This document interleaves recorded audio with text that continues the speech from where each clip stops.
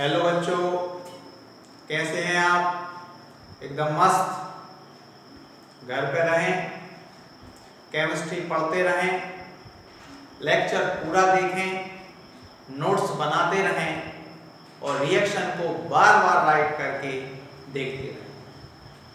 आपको पता है हम ट्राईहेलोएल्केन पढ़ रहे थे, उसमें हम आयोडोफॉर्म और क्लोरोफॉर्म दोनों कंप्लीट कर चुके हैं। आज हम स्टार्ट करने जा रहे हैं टेट्राहेलोएल्केन। आप ध्यान दें,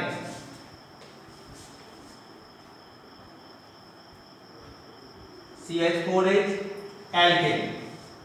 अभी आपको हेडिंग नहीं बनाना, अभी सिर्फ देखना है। ये मैं आपको पर डे रिवाइज कराता हूं, आज भी देख लीजिए।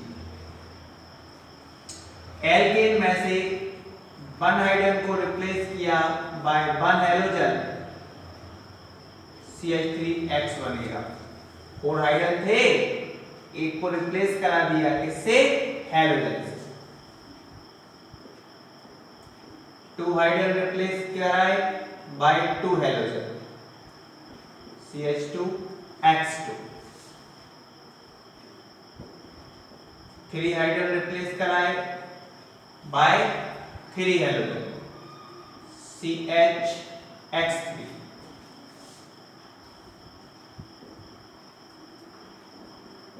4 हाइड्रोजन रिप्लेस कराए by 4 halogen, CH4। Monohaloalkane, dihaloalkane और ट्राईहेलोएल्केन तीनों हम कंप्लीट कर चुके हैं। ट्राईहेलोएल्केन में हमने क्लोरोफॉर्म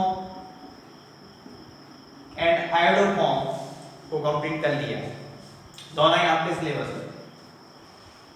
आज हम स्टार्ट करने जा रहे हैं टेट्राहेलोएल्केन। आप ध्यान दें,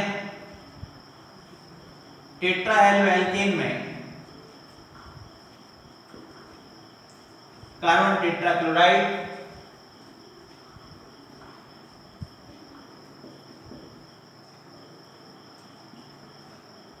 एंड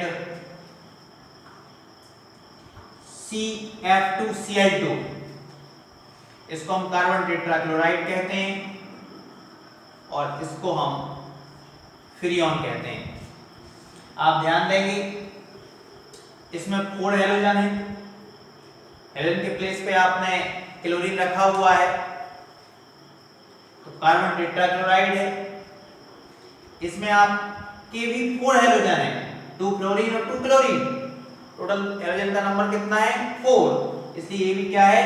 टेट्राहेलोएल्केन।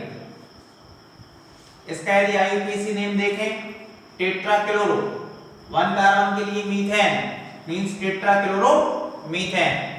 इसका आईयूपीएसी नाम देखें, डाइक्लोरो डाइफ्लोरोमीथेन इज टेट्राहेलोएल्केन। और फ्रीऑन को CFC क्लोरोफ्लोरोकार्बन भी कहते हैं। अब आप हेडिंग बनाएंगे carbon tetrachloride.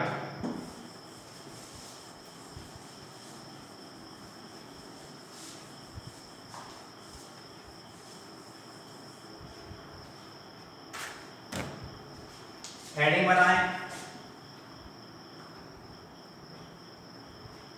Carbon tetrachloride CCl4 और टेट्राक्लोरोमीथेन।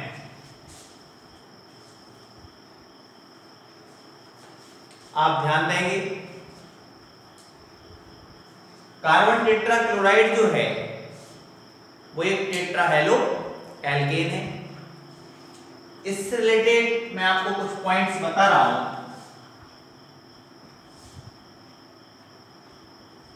It is colorless,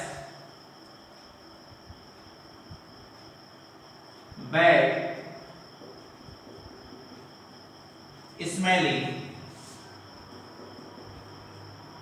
liquid. It is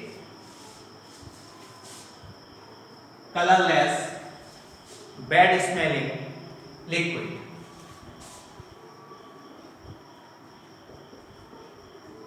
It is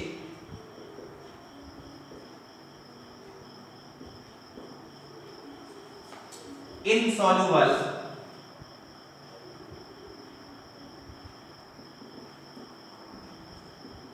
in water but soluble in ethyl alcohol and ether.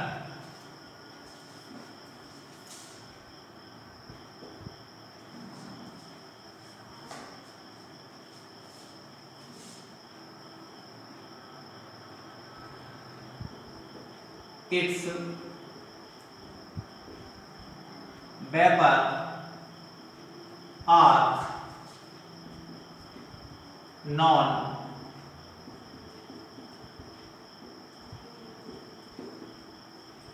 Inflammable.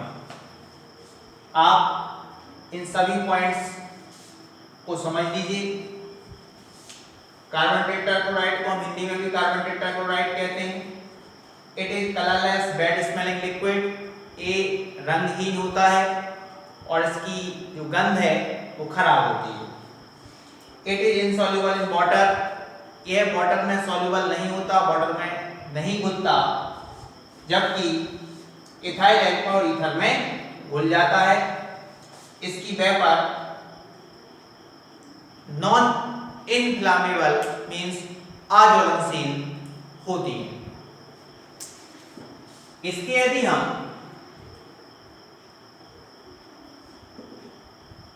Uses की बात करें तो इसके यूजेस में आप देख सकते हैं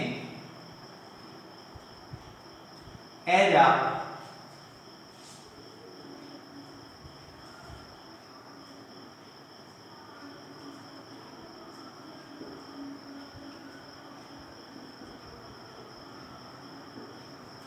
ड्राई क्लीनिंग। ड्राई क्लीनिंग में इसका यूज होता है।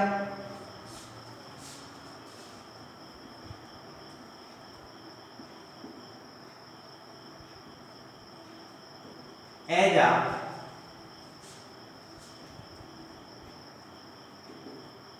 Fire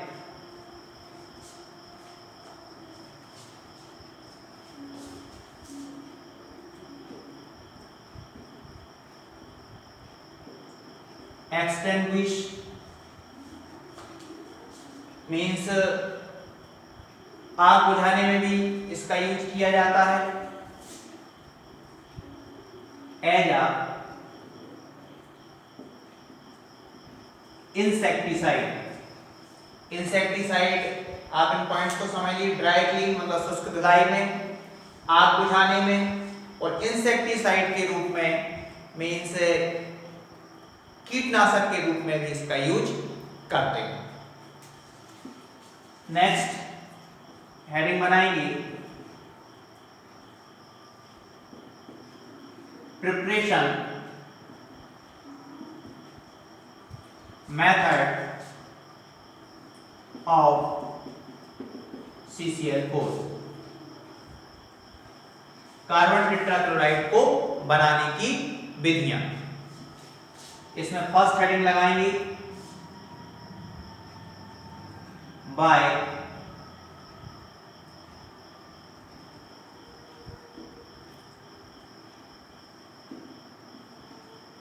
chlorination of methane means methane के क्लोरीनीकरण द्वारा। मीथेन इज CH4 4Cl2 से इसको रिएक्ट कराएंगे। बहुत ही सिंपल रिएक्शन है। कि 4Cl जो है वो हाइड्रोजन को रिप्लेस करा देंगे। रिप्लेस कराने का मीन्स होता है उस एटम के प्लेस पर दूसरा एटम पहुंच जाता है। तो हाइड्रोजन के प्लेस पर 4Cl पहुंच गया, इट्स कार्बन टेट्राक्लोराइड और 4HCl। हम प्रिपरेशन किसका कर रहे हैं? कार्बन टेट्रा क्लोराइड का। ये आपका क्या है? Carbon tetra chloride. Second method देखेंगे।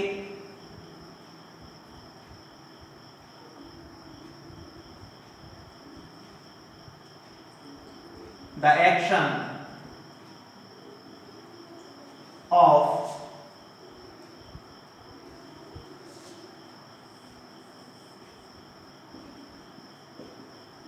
by the action of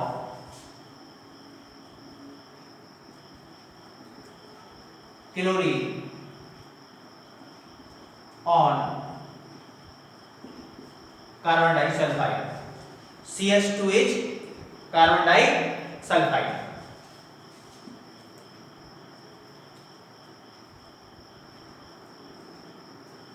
CH2 इसको रिएक्ट कराएंगे क्लोरीन से,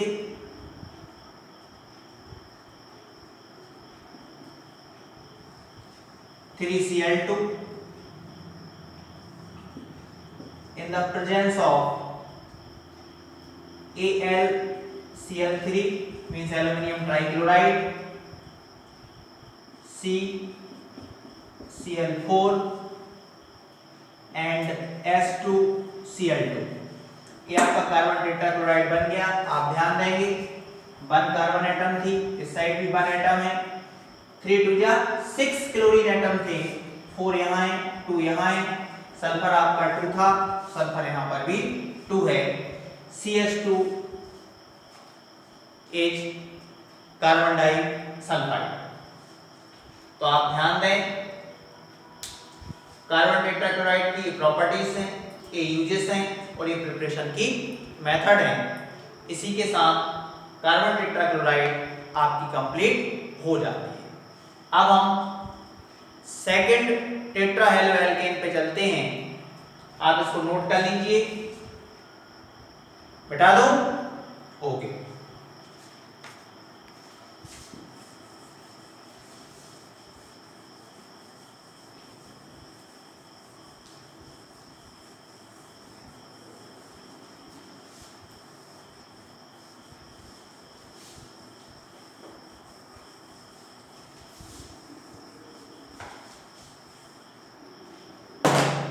ध्यान देंगे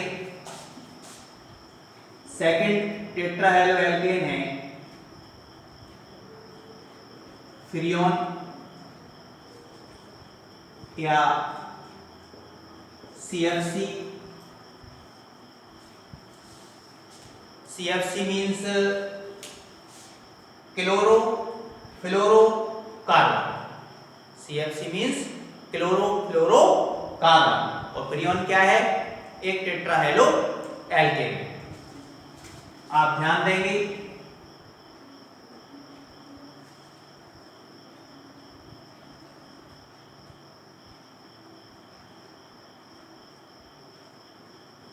these are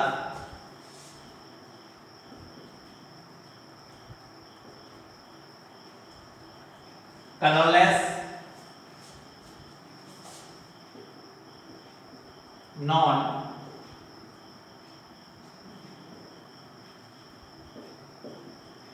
इनफ्लामेबल। ये भी कलरलेस होते हैं और नॉन इनफ्लामेबल मींस आज्वलनशील होते हैं।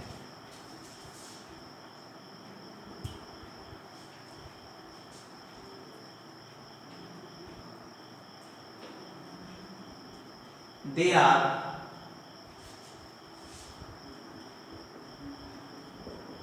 stable up to 550 degree Celsius means 550 degree Celsius तक ये स्टेबल रह सकते हैं। इसके यदि हम यूज की बात करें तो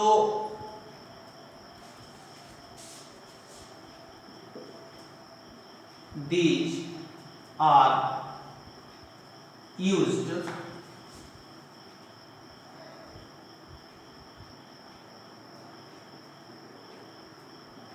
in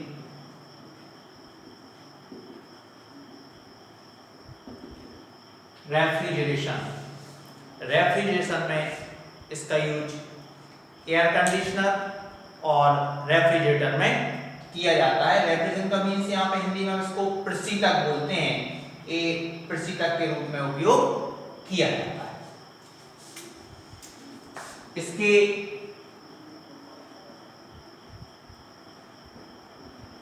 प्रिपरेशन की मेथड देखते हैं। मैं एक मोस्ट कॉमन फ्रीऑन है, उसको हम फॉर्मूला है CF2Cl2, अभी मैंने आपको पहले भी बताया था, डाइक्लोरोमीथेन। इसी के प्रिपरेशन की मेथड हम देख रहे हैं। ये जो है इसको फ्रीऑन टॉयल के नाम से भी जाना जाता है। इसके प्रिपरेशन की मेथड देखिए।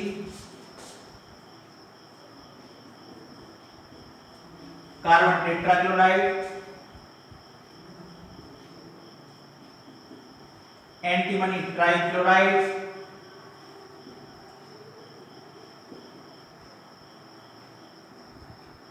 Antimony pentachloride,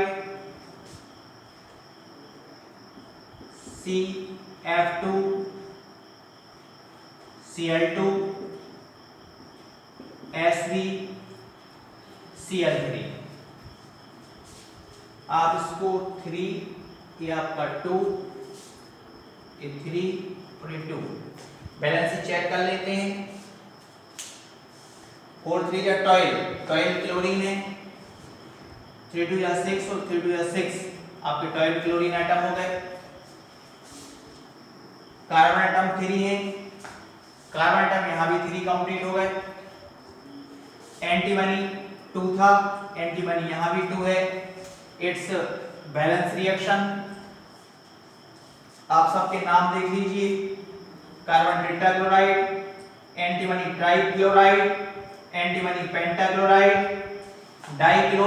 dichloromethane and antimony trichloride. तो प्रिपरेशन की मेथड में कार्बन टेट्राक्लोराइड को रिएक्ट कराते हैं एंटीमनी ट्राइक्लोराइड से in the presence of antimony pentachloride. Antimony pentachloride की उपस्थिति में कार्बन टेट्राक्लोराइड और एंटीमनी ट्राइक्लोराइड की क्रिया होती है, तो आपका फ्रीऑन टॉयल का प्रिपरेशन हो जाता है। ये आपका फ्रीऑन की प्रिपरेशन होगी। आप फ्रीऑन की डेफिनेशन और देख लीजिए, उसके बाद मैं इसका एनवायरनमेंट पर इफेक्ट बताता हूं।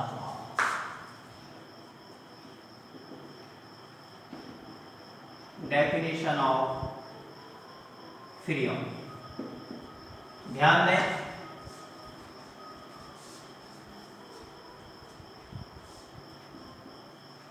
द क्लोरो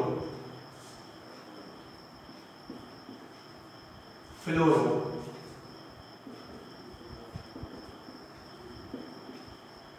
derivatives of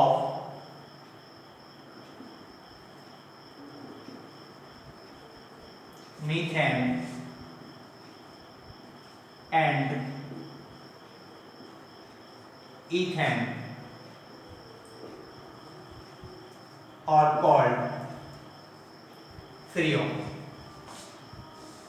आप ध्यान देंगे, the chloro derivatives of methane and ethane are called freon. मतलब मीथेन और ईथेन के क्लोरोफ्लोरो व्युत्पन्न जो होते हैं उन्हें हम फ्रीऑन कहते हैं। ये आपकी डेफिनेशन है, बात करते हैं, हमने फ्रीऑन का यूज देख लिया। यूज को देख के आजकल आप रेफ्रिजरेटर और एयर कंडीशनर का बहुत ज्यादा यूज होने लगा है, मतलब एक वेरी यूजफुल रिएजेंट है, बट एक एनवायरनमेंट के लिए बहुत ज्यादा हार्मफुल भी है। एनवायरनमेंट पर बहुत बुरा प्रभाव इसका पड़ता है। आप बचपन से पढ़ते आ रहे हैं कि क्लोरोफ्लोरोकार्बन जो है वो ओजोन लेयर को डिकम्पोज करता है, ओजोन लेयर का अपघटन करता है।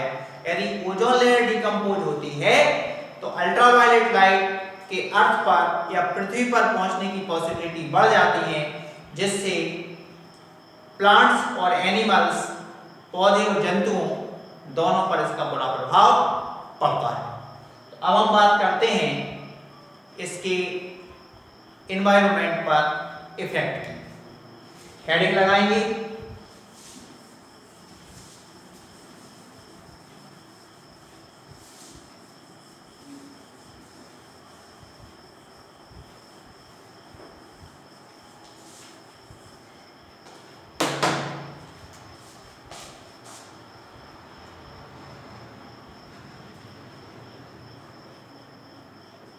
effect of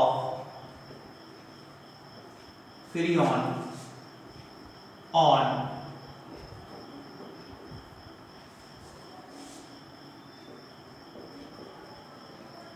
environment, पर्यावरण पर फ्रीऑन का प्रभाव, पर्यावरण पर फ्रीऑन का प्रभाव, effect of freon on environment. आप ध्यान देंगे एक मोस्ट कॉमन फ्रीऑन CF2Cl2 है। ये जो फ्रीऑन है एटमॉस्फेयर के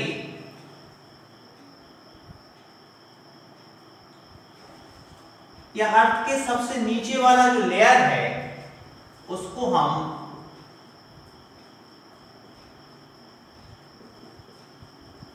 ट्रोपोस्फियर या क्षोभमंडल कहते हैं। मैंने आपको बताया था कि फ्रीऑन आर वेरी स्टेबल, तो आपका जो ट्रोपोस्फियर या क्षोभमंडल जो है इसमें फ्रीऑन 100 ईयर तक इसी पोजीशन में रह सकता है, स्टेबल होता है, ये डिकम्पोज नहीं होगा फ्रीऑन। सुनते जाए, बट एयर स्ट्रीम या वायु धाराओं के द्वारा जब स्ट्रेटोस्फियर मीन्स समताप मंडल में पहुंचता है तो यहां अल्ट्रावायलेट लाइट के द्वारा ये टूट जाता है। कैसे टूटता है? ये कहां पहुंचा? स्ट्रेटोस्फियर या समताप मंडल में। यहां अल्ट्रावायलेट लाइट स्ट्रेटोस्फियर में CF2Cl और एक क्लोरीन एटम फ्री हो गया।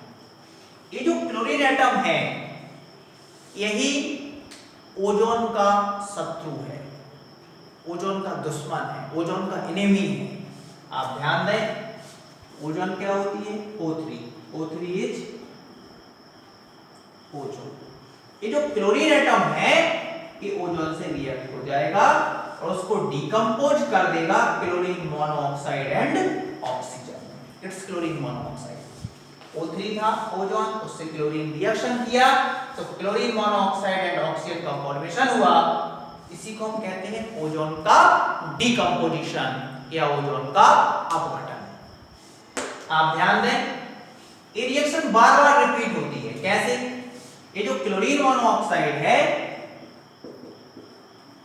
ये ऑलरेडी एटमॉस्फेयर में प्रेजेंट ऑक्सीजन है, पहले से उपस्थित ऑक्सीजन है, उससे रिएक्शन कर लेगा। वो फिर क्लोरीन फ्री हो जाएगा और ऑक्सीजन बन जाएगी। अब ये जो क्लोरीन एटम है वो इस रिएक्शन को रिपीट करेगा। कैसे? Ozone, chlorine, chlorine monoxide and O2, फिर क्लोरीन मोनोऑक्साइड इस रिएक्शन को रिपीट करेगा। तो ये रिएक्शन बार-बार चलती रहती है और एक chlorine atom 1 lakh ozone molecule को डिकम्पोज करने की कैपेसिटी रखता है। ओजोन लेयर के डिकम्पोजिशन से या अपघटन से क्या प्रभाव पड़ता है इसके बारे में आप बचपन से पढ़ते आ रहे हैं। तो फ्रियोन क्या है? वेरी यूजफुल एजेंट है, बट जितने यूजफुल हैं एटमॉस्फेयर के लिए, एनवायरनमेंट के लिए, उतने ही नुकसानदायक भी होते हैं। ये आपका फ्रियोन कंप्लीट हुआ। इसी के साथ आपका टेट्रा हेलो एल्केन भी कंप्लीट हो गया। नेक्स्ट क्लास में हम हेलो एरीन्स पढ़ेंगे, क्योंकि हेलो एल्केन वाला सेगमेंट हमारा कंप्लीट हो गया। मेरी बातें उन स्टूडेंट को ही पूरी समझ में आई नहीं जो लेक्चर सीक्वेंसली देख रहे हैं। तो कहीं से भी उठा के कोई सा भी लेक्चर देखना शुरू करना है, अभी भी कुछ स्टूडेंट जुड़ते जा रहे हैं, उनको इन बातों को समझने में थोड़ी सी दिक्कत होगी। इसलिए उनके लिए मैं यही कहूंगा कि एक एक लेक्चर को सीक्वेंसली देखिए, उसको नोट कीजिए, एक कंप्लीट हो जाए उसके बाद सेकंड लेक्चर पे आप पहुंचिए। धन्यवाद। कल मिलते हैं एक नेक्स्ट टॉपिक के साथ।